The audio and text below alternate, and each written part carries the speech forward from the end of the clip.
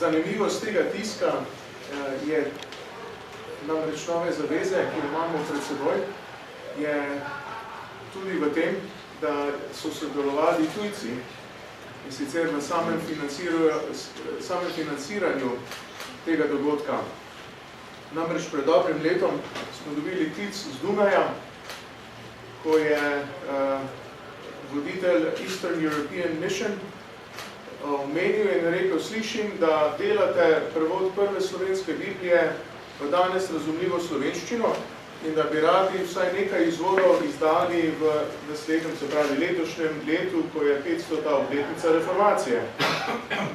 In sem malo presenečeno rekel, ja, to je res.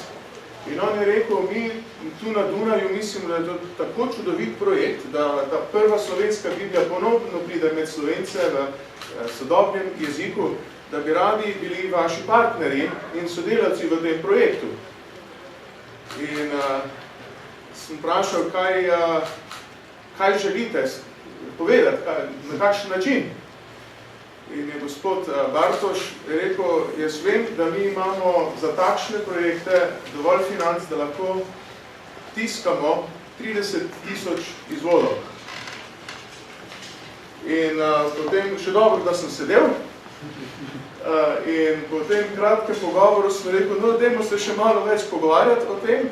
In se je izkazalo, da če zaključimo naš projekt nekaj do jeseni in predamo naše delo naprej, da to gre v prelom in kasneje k tiskarjem, da bo decembra sestanek njihovega mednarodnega odbora, ki bodo zdaj videli ta projekt in se odločili, ali bodo financirali tisk ali ne.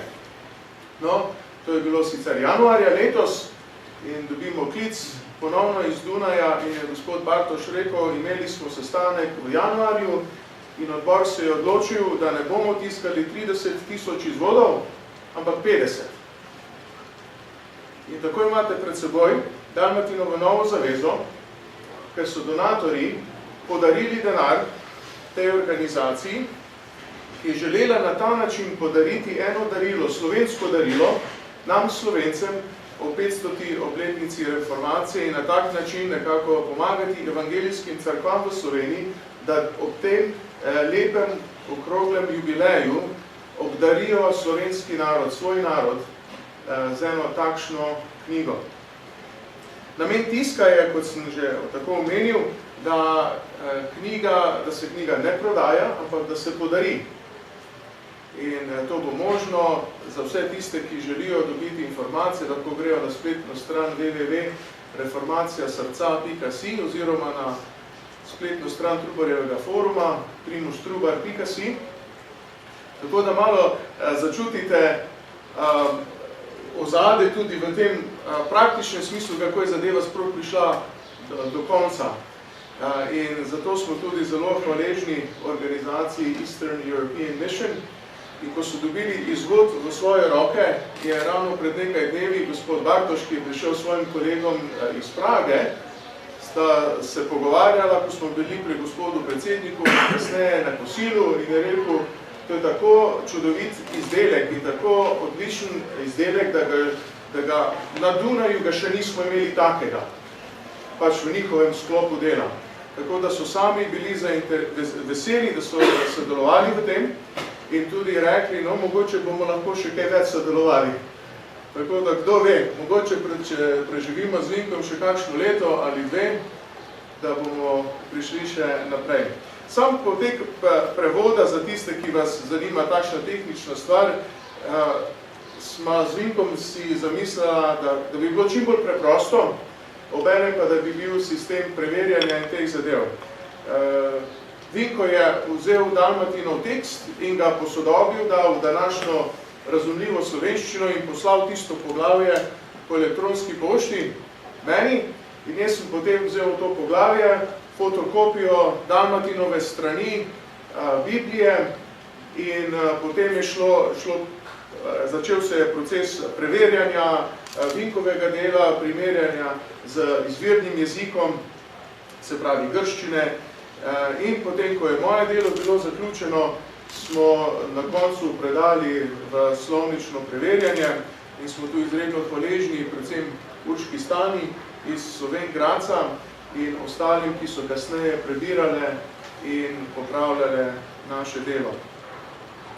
Zanimivost prevoda je tudi v tem, da je Dalmatinovo besedilo osnovano na grškem tekstu. In ko prebirate Dalmatina in odprete grške tekste in seveda tudi Lutra, kar malo opazite, da je Dalmatin dobro poznal jezik, namreč izvirni jezik, grški jezik, da je imel dokumente pred seboj, rokopise, ki so bili različni rokopisi, kasneje se dalo skozi tekst opažati določena celo, kot temu rečemo, odstopanja od Lutra, kjer je recimo Dalmatin naredil en prevod in besede ali dve ali treh ni v Lutrovem prevodu, ampak niti ne najdete v recimo grškem izvirniku Textus Receptus, niti ne najdete v bizantinskem oziroma v večinskem prepisu, ampak v enem drugem je Trubar našel besedo ali dve, katere je potem, Dalmatin dal te besede iz enega drugega teksta, ki ga je moral imeti pred seboj.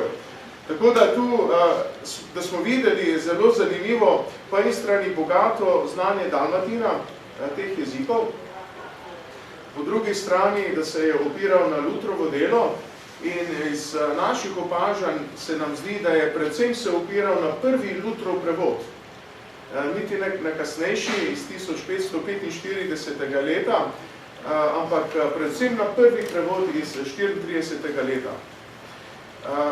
Še mogoče omemba, zakaj imamo danes, ko boste pogledali v tekst, okrnjeno izdajo. To pomeni, da imate samo biblijski tekst, nimate Dalmatinovih opomb, nimate njegovih naslovov, podnaslovov in recimo citatov, katere tudi on ponuja v svojem bogatem tekstu. Namreč želja je bila, da v tem prevodu, ki bi šlo za največje število Slovencev, da bi Slovenci dejansko imeli samo biblijski tekst pred seboj. V prevodu boste videli, da ni niti vrstic. Svetopismo ima poglavja in vrstice, tudi Dalmatin jih ni imel. In smo nekako ohranili tudi to zadevo. No, toliko kratkega malo povzetka našega dela. Zdaj bi pa rad prepustil tudi predsedniku, Dragu Sukiču, da nekako on vodi vaša vprašanja oziroma pogovor. Mogoče imate mnenje, vprašanja, komentarje, tako da izvoli, Drago.